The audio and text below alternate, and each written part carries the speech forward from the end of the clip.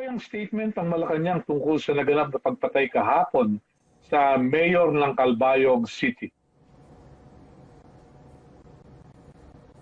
Well, gaya po ng kaso dun sa pagpatay sa Calbayog, no? Kinukondena po natin yan. Dahil ang karapatang mabuhay po ay pinaka-importanting karapatan. No?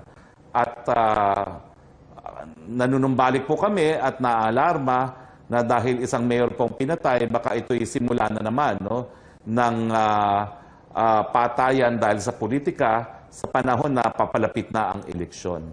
Ang demokrasya po, tao po ang humahalal at ang ating panawagan, hayaan po natin maghalal ang taong bayan sa pamamagitan ng pagpili ng, sa tingin nila, ang pinaka-epektibong mga mamumuno. At saka itong political violence po has no place in a democracy.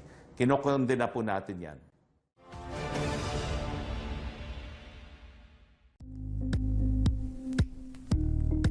Thank you for watching Politico TV. Please like and subscribe to our channel for more videos.